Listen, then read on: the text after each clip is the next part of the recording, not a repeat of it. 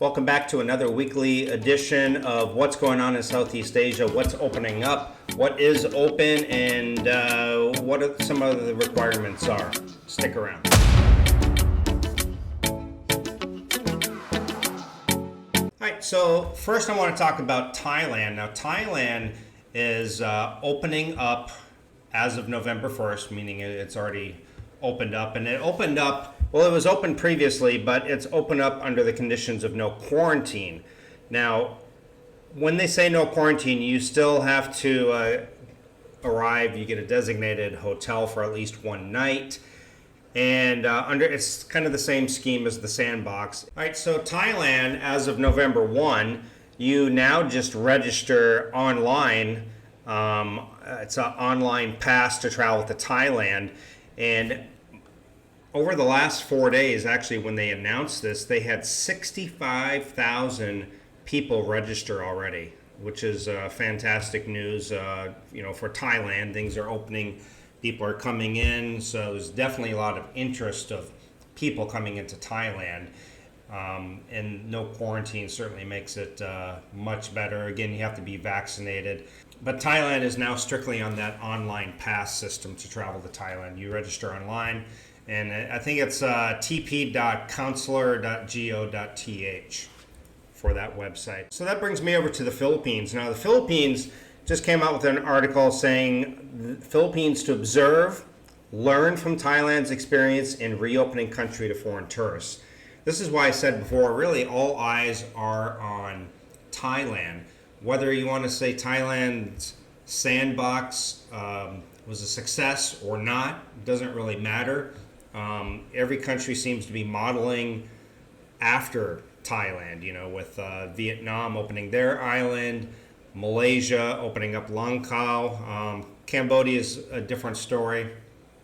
But a lot of countries are modeling, and I think the Philippines is going to do that too. Basically, the Philippines government said they will try to learn from its neighbor, Thailand, as the latter opens up to fully vaccinated foreign tourists for the first time since the outbreak of the coronavirus pandemic last year. He noted that the economy of the Philippines, like Thailand, is dependent on its revenues from tourism, which took a big hit in the world overdue to the emergency of the deadly COVID-19 early last year. The timeline, we still don't have a timeline. However, they did drop a little bit of a hint. They said that with the World Travel and Tourism Council Global Summit in March 2022 that they wanted to get things open. They were asked by a reporter if the Philippines government plans to reopen to international tourists in time for next year's event. And he said that, yes, you're correct, that could happen, but we need to achieve population protection by December. So right now, full vaccination for the whole country of the Philippines stands at around 37%. But the NCR region, the Manila region, 89% of the population has gotten the vaccination. And Lapu-Lapu is around 60K, and there's different areas that have a very high amount of vaccine rate as well, meaning that it's looking more and more that by the time this summit happens in March of 2022, that I believe the Philippines will be open. Just domestically here now, things have really started to open up. It's so easy to travel versus just a month ago. The amount of paperwork, the health certificate, the barangay acceptance letter, all this stuff needed just to travel to a neighboring island in the Philippines. And now, if you have the vaccination, you simply fill out an S-Pass online, which takes about 30 seconds, and you show your proof of vaccination, and boom, it's easy. So that's Thailand, and that's the Philippines, looking really, really good for the Philippines. A lot of people are saying 2023. No, I don't think so. I think it's going to happen in this first quarter. And more I'm seeing evidence of this. So let me know what your thoughts and opinions are as well. Now, moving on to Malaysia. Malaysia is going to open up Langkawi to foreign tourists starting in November 15th. Right now, they are saying that you'll have to undergo a COVID-19 test 72 hours before departure. And on the second day of arrival in Langkawi, as well. And you also have to have a minimum insurance of US $80,000, which again, I have links to travel insurance down below, which I use personally. I recommend it, and it actually carries $250,000 worth of insurance, covers other things as well, COVID, quarantine, all that stuff. It covers all of that. So next, we also have Vietnam. So Vietnam also preparing to welcome tourists to the resort island of Phu Quoc. I'm probably saying that wrong. Next month, they also have revealed plans to potentially open up Hoi An and Ha Long Bay to some visitors in December.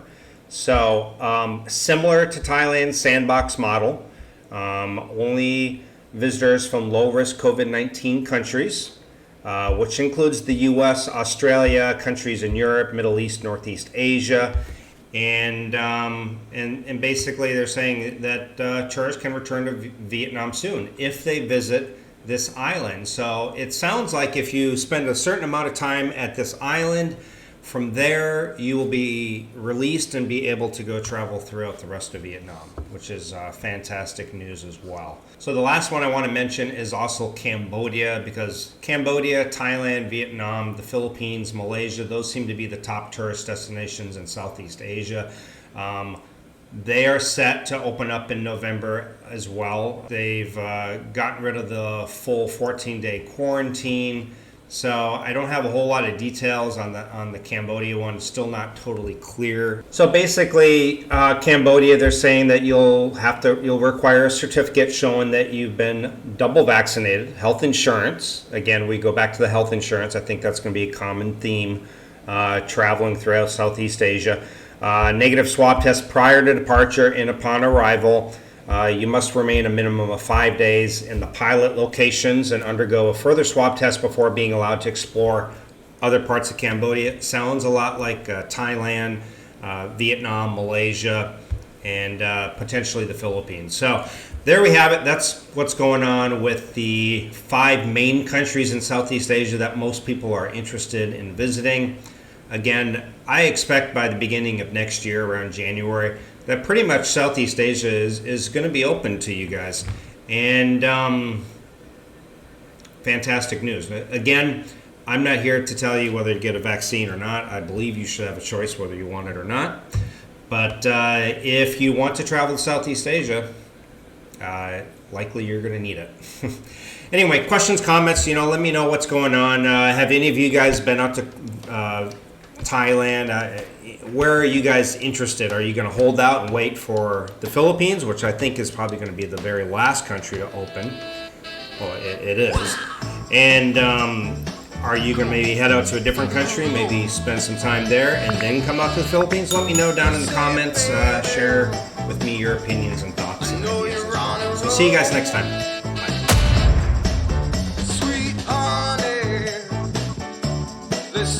Bye.